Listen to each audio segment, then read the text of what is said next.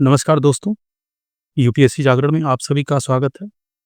मित्रों, UP PCS मुख्य परीक्षा 2024 में यूपी स्पेशल जीएस 5 और 6 की अपार सफलता के बाद आज पुनः हम लोग यूपी पीसीएस मुख्य परीक्षा 2025 के यूपी स्पेशल जीएस 5 और 6 की आंसर राइटिंग प्रैक्टिस शुरू कर रहे हैं, जो कि पूर्व में कराई गई आंसर राइटिंग से काफ़ी ज़्यादा प्रभावी रूप से प्रस्तुत की जाएगी आप सभी के सामने। मित्रों, मैंने अपार सफलता इसलिए बताया कि पिछले वर्ष जो 2024 में मुख्य परीक्षा कराई गई थी, उसमें जो है आप देखेंगे तो हमारे जो द्वारा प्रैक्टिस जो कराई गई थी, जो मैक्सिमम क्वेश्चन थे, वो फँसे हुए थे, ठीक है? तो मित्रों, आप सारी चीज़ें वीडियो में पड़ी हुई हैं, चैनल पे पड़ी हुई हैं, जाके आप देख सकते हैं। मित्रों, इस सेशन में आपको पूर्व के सेशन से ज़्यादा प्रभावी ढंग से आंसर राइटिंग कराई जाएगी और जो कि पूर्णतः फ्री है, निःशुल्क है। इसकी जो कुछ फीचर्स हैं, मैं आप सभी को बता देता हूँ। मित्रों देखिए, पहला जो फीचर्स है इसका, उसमें आप देखेंगे तो 120 प्लस डे आपको आंसर राइटिंग कराई जाएगी, ठीक? प्लस डे इसलिए कह रहा हूँ मैं कि हो सकता है कि आपकी जो है मेंस जो एग्ज़ामिनेशन हो, वो 4 महीने से 5 महीने के अंतराल पे हो, तो वो चीज़ें बढ़ जाएँगी। यानी कि मुख्य परीक्षा तक आपकी आंसर राइटिंग कराई जाएगी प्रॉपर मैनर में, ठीक है? जिसमें जीएस 5 और 6 की आंसर राइटिंग होगी। इसमें हम लोग पीवाईक्यू को भी कवर करेंगे और जो संभावित प्रश्न होंगे, उनको भी हम लोग देखेंगे। तो मित्रों, जो सेकंड फीचर है इस आंसर राइटिंग का, इसमें आप देखेंगे तो ये जो पूरा सेशन होगा, वो बाइलिंगुअल फॉर्म में होगा ये, ठीक है? थर्ड जो हमारा जो फीचर होगा इसमें, आप देखेंगे तो टॉप जो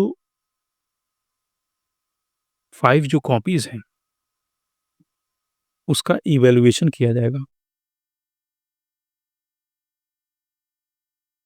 टॉप 5 कॉपी का कहने का कॉन्टेक्स्ट ये है कि जो टॉप 5 जो कॉपियाँ जो पहले मिल जाएँगी हमें, उनका हम इवैल्यूएशन करके आपको भेज देंगे। कैसे भेजेंगे, कैसे आपको भेजना है, सारी प्रोसीजर मैं आगे इस वीडियो में बताऊँगा।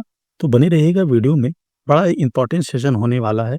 120 दिन तक लगातार ये सेशन फ्री में आपको प्रोवाइड कराया जाएगा, जिसमें कॉपी इवैल्यूएशन टॉप 5 की जाएगी।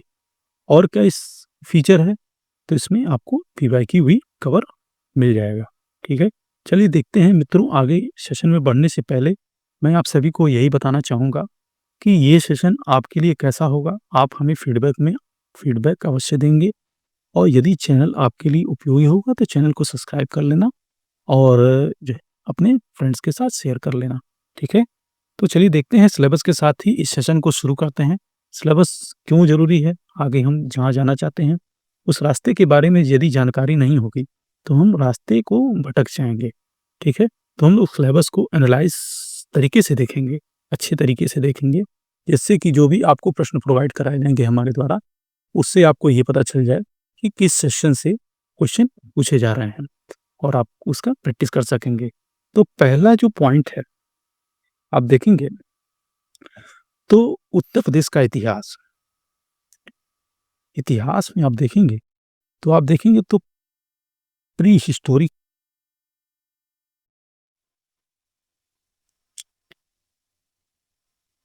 प्री हिस्टोरिक टाइम पीरियड से आप देखेंगे तो मॉडर्न हिस्ट्री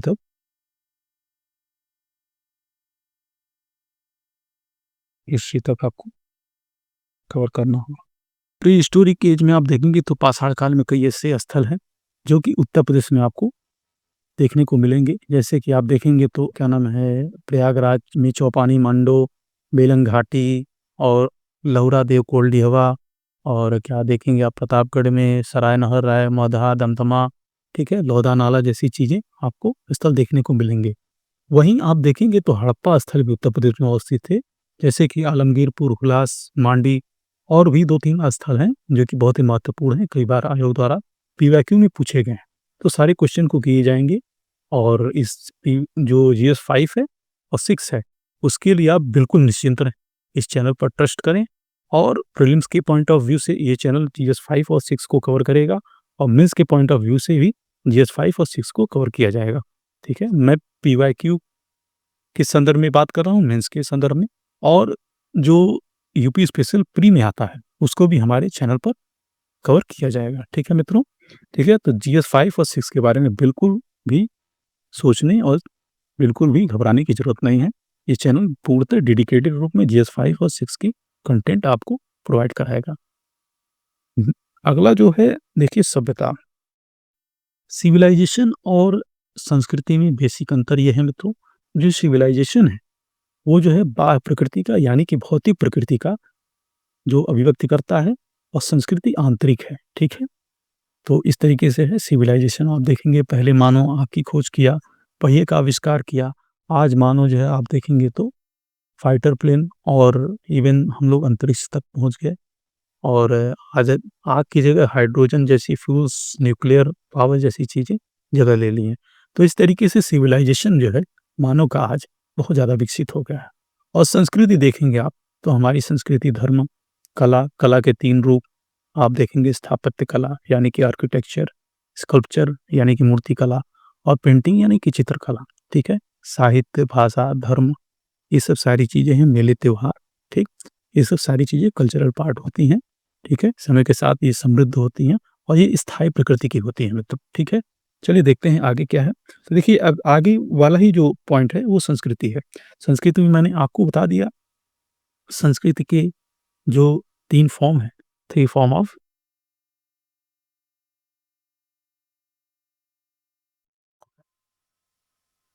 आर्ट होते हैं इसमें। इसमें 3 फॉर्म ऑफ आर्ट क्या हैं? तो आर्किटेक्चर,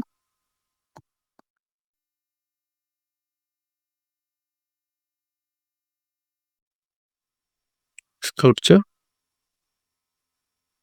एंड पेंटिंग,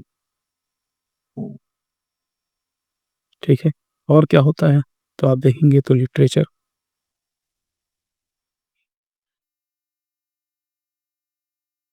और आप देखेंगे तो आप क्या नाम है? फेयर देखेंगे, फेस्टिवल देखेंगे, ठीक है? बहुत सारे एलिमेंट है, खान-पान, आपका पहनावा, आपका ड्रेसिंग पैटर्न सारी चीज़ें कल्चरल जो है एलिमेंट है, ठीक है? तो इसे मैं इरेज़ कर देता हूँ, ठीक है? फर्दर चीज़ों को समझाने के लिए, ठीक है? आप देखें तो प्राचीन नगर, उत्तर प्रदेश में कई ऐसे प्राचीन नगर थे, जैसे कि आप देखेंगे तो कौशाम्बी, इवन आप प्रयागराज देखेंगे, जो पहले इलाहाबाद के नाम से जाना जाता था, प्रयागराज, वाराणसी देखेंगे, आप देखेंगे अयोध्या, भगवान श्री राम की जन्मभूमि, मथुरा देखेंगे, ऐसे बहुत सारी प्राचीन नगर हैं, जो कि आज भी जो है बहुत ज़्यादा रिलेवेंस रखते हैं हमारे कल्चरल सेगमेंट में। तो सारी चीज़ें हैं और आयोग हमेशा इससे क्वेश्चन ही बनाता है, ठीक है? अभी रिसेंटली में जो 2024 में मेंस एग्ज़ामिनेशन हुआ था, उसमें प्रयागराज से संबंधित प्रश्न बनाए गए थे, ठीक है? नेक्स्ट जो पॉइंट है, आप देखेंगे सेकंड जो पॉइंट है, उसमें आप देखेंगे तो वास्तुकला, उत्तर प्रदेश की वास्तुकला के संबंध में प्रश्न पूछे जाएँगे आपसे, जिसमें आप देखेंगे तो हड़प्पा जो सिविलाइज़ेशन था, जिसमें कि आलमगीरपुर, हुलास और मांडी जैसे स्थल उत्तर प्रदेश में मिले, जो हड़प्पा की नगरीय व्यवस्था थी, उससे प्रश्न बनाए जा सकते हैं आयोग द्वारा, ठीक है? और आप देखेंगे तो बौद्धा पीरियड, बौद्धा जो पीरियड था, उसमें आप देखेंगे तो स्तूप, चैत्य विहार और इवन आप देखेंगे तो मौर्य काल में ये स्तंभ जैसी चीज़ें जुड़ गई। आगे कालांतर में आप देखेंगे तो जो हिंदू धर्म से संबंधित जो मंदिर थे, नागर शैली, द्रविड़ शैली, ठीक है? मंदिर स्थापत्य का विकास हुआ और आप देखेंगे तो मुगल एम्पायर या फिर कहेंगे आप जो मुस्लिम शासक थे, उन्होंने मस्जिद, मकबरा, मीनार जैसी चीज़ें बनाई। तो और आप जब अंग्रेज भारत में आगमन करते हैं, तो उन्होंने क्या किया कि चर्च, विश्वविद्यालय, विद्यालय, स्टेशन जैसी चीज़ें बनाई। तो ये सारी चीज़ें हैं स्थापत्य के अप्रोच से देखना होगा हमें, ठीक है? एक क्वेश्चन स्थापत्य से होता है मित्रों और मैक्सिमम 3 क्वेश्चन आ सकते हैं, ठीक है? नेक्स्ट क्या है? तो देखेंगे स्थापत्य का महत्व क्या होता है? बिल्कुल, रख-रखाव, ठीक, संग्रहालय, अभिलेखागार और एवं पुरातत्व, ठीक? इनसे संबंधित प्रश्न आयोग द्वारा आपसे पूछे जाएँगे, ठीक है? देखेंगे म्यूज़ियम इंग्लिश में हमने मेंशन कर दिया, आप देख लेंगे। कहीं भी बिल्कुल इंग्लिश माध्यम वाले हमारे साथी बिल्कुल ना घबराएँगे और ये सेशन बिल्कुल बायलिंगुअली चलेगा, ठीक है? नेक्स्ट जो पॉइंट है, थर्ड जो पॉइंट है, भारत के स्वतंत्रता संग्राम में 1857 से पहले एवं बाद में उत्तर प्रदेश का योगदान।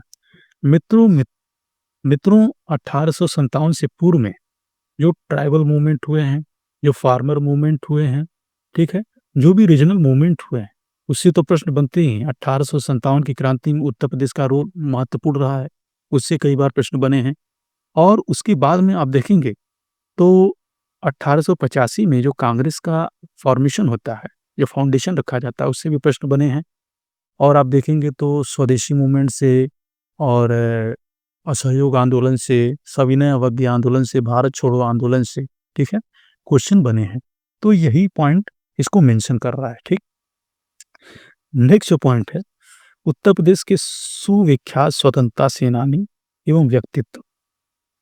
कई सारे ऐसे व्यक्तित्व हैं और स्वतंत्रता सेनानी हैं, जैसे कि आप देखेंगे तो रामप्रसाद बिस्मिल जी हैं, झांसी की रानी हैं और क्या नाम है, आप देखेंगे मंगल पांडे जी और जवाहरलाल नेहरू और आप देखेंगे तो सहजानंद सरस्वती से संबंधित प्रश्न आयोग द्वारा पूछे गए हैं।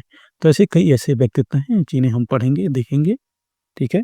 फोर्थ जो पॉइंट है, बड़ा ही इंपॉर्टेंट पॉइंट है, ये थोड़ा डाइवर्स पॉइंट है, ठीक है?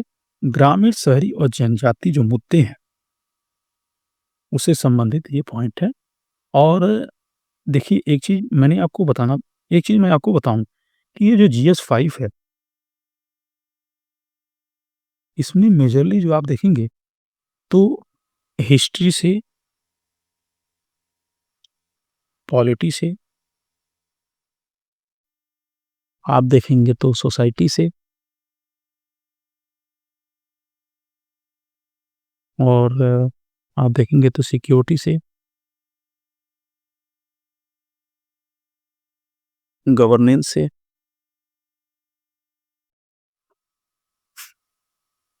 क्वेश्चन होते हैं, ठीक है?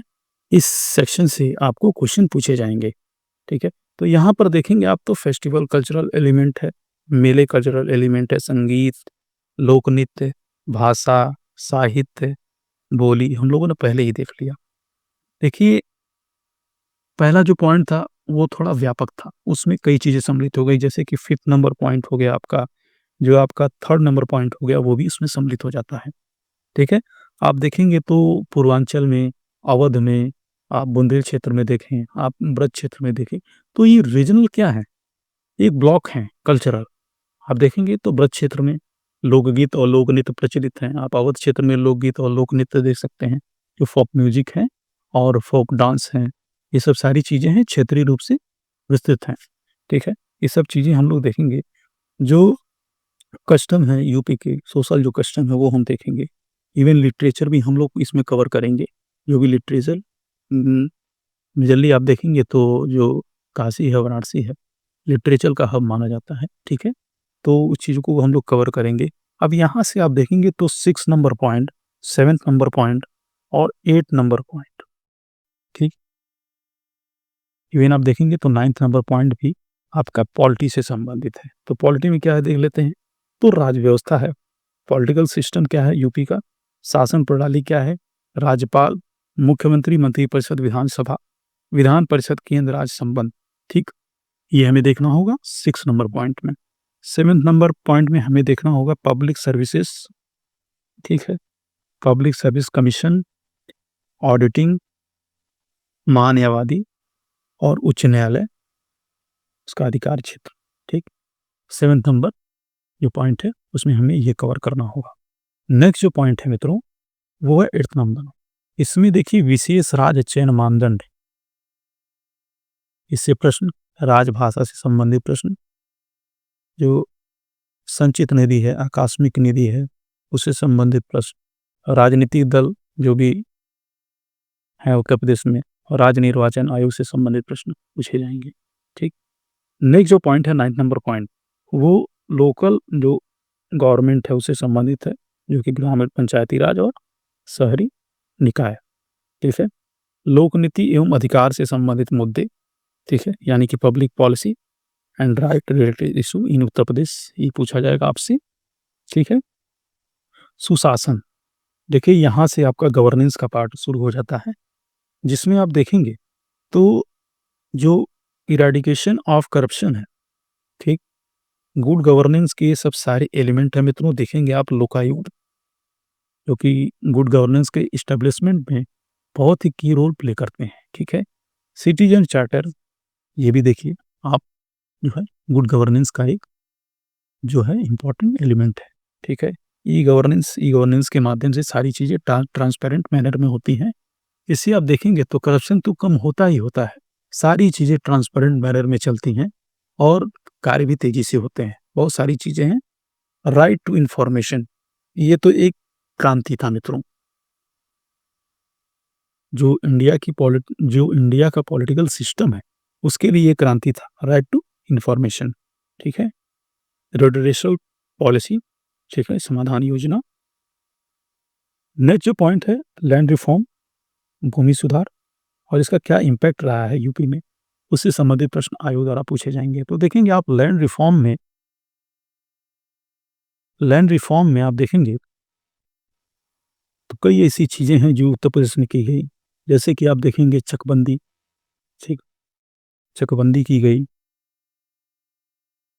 की गई और जो जमींदारी प्रथा थी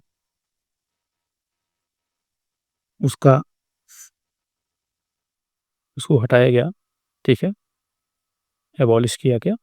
और आप देखेंगे टेनेंसी जो है रिफॉर्म भी किए गए, यानी कि काश्तकारी सुधार भी किया गया, ठीक है।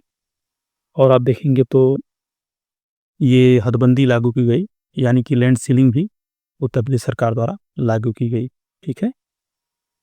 नेक्स्ट जो 12 नंबर पॉइंट है, उत्तर प्रदेश में सिक्योरिटी से संबंधित जो भी इश्यूज होंगे इन्हें भी देखना होगा, क्योंकि ये ऐसा इशू है मित्रों, क्योंकि हमारा जो तराई क्षेत्र है उत्तर प्रदेश का, उसके जो 7 डिस्ट्रिक्ट हैं वो प्रत्यक्ष रूप से नेपाल से सीमा साझा करते हैं, ठीक है। जैसे कि आप देखेंगे पीलीभीत है, लखीमपुर खीरी, बहराइच, बलरामपुर, सिद्धार्थनगर, ठीक, ये सारी चीज़ें हैं, श्रावस्ती है, ये सब सारे डिस्ट्रिक्ट हैं जो कि जो है नेपाल से सीमा साझा करते हैं। तो इनलीगल जो है आप देखेंगे ट्रैफिकिंग होता है, वुमेन ट्रैफिकिंग होता है और क्या बोलते हैं, अवैध जो पदार्थ हैं उनकी तस्करी होती है, नशीली पदार्थों की तस्करी होती है, अवैध आप्रवासन होता है। तो ये सब सारी चीज़ें उत्तर प्रदेश में जो है सिक्योरिटी चैलेंजेस के रूप में देखा जाता है। सिक्योरिटी में आप देखेंगे मित्रों तो इंटरनल सिक्योरिटी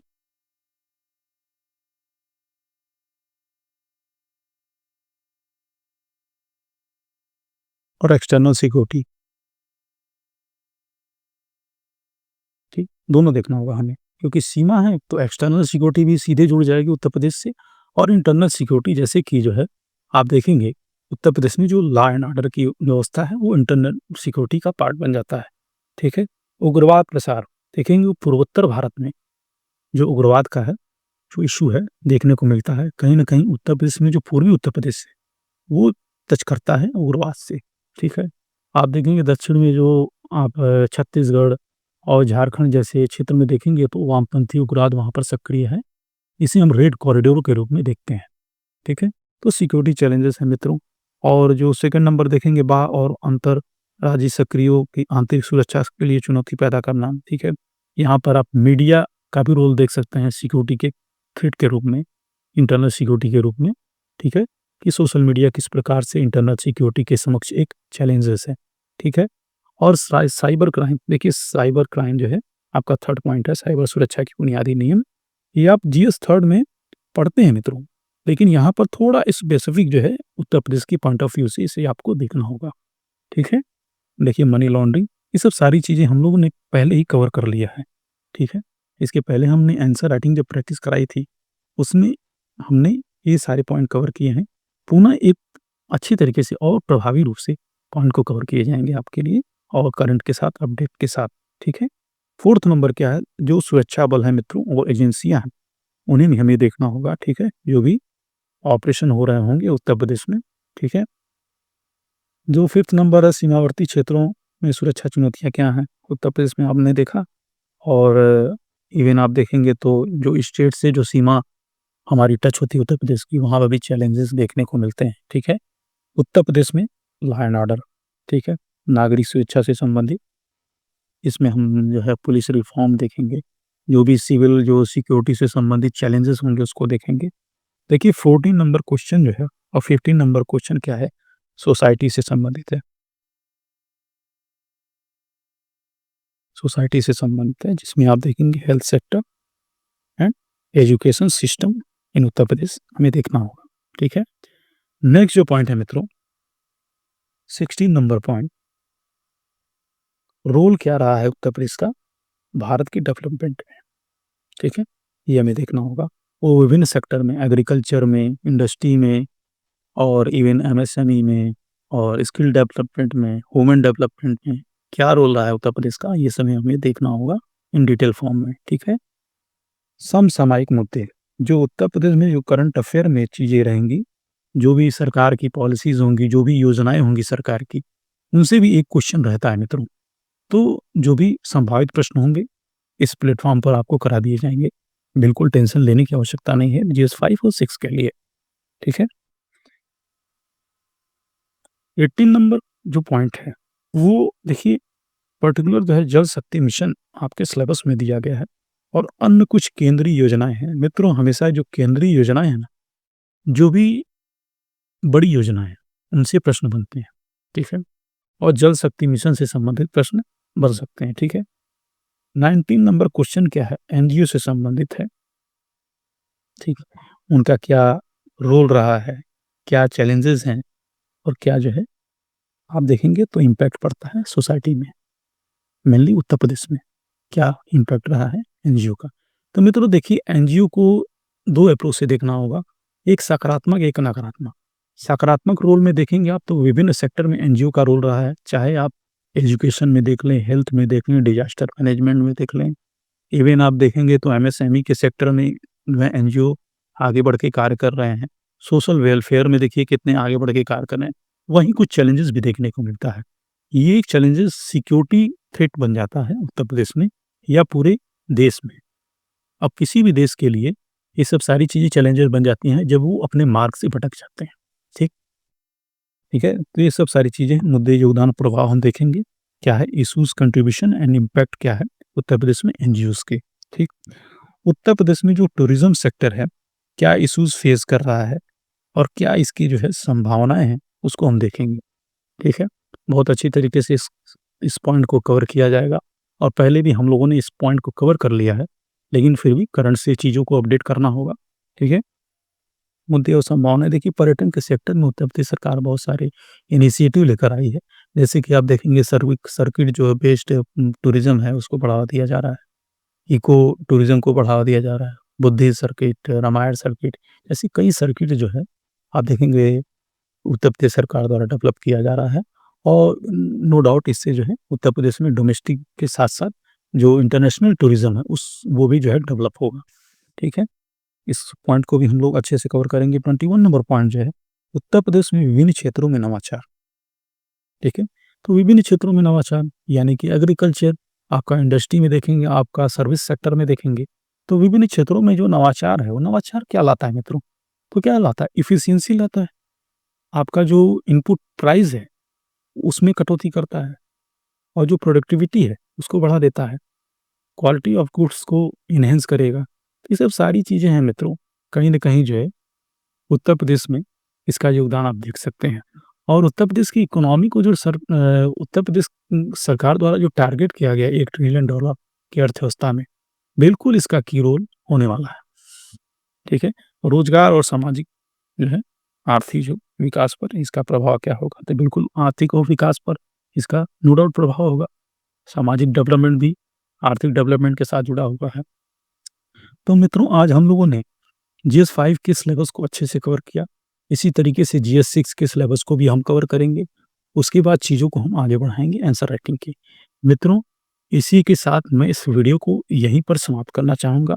चैनल को सब्सक्राइब कर लीजिएगा और वीडियो को लाइक कर देना, ठीक है? तो मित्रों चलिए, जय हिंद, जय भारत।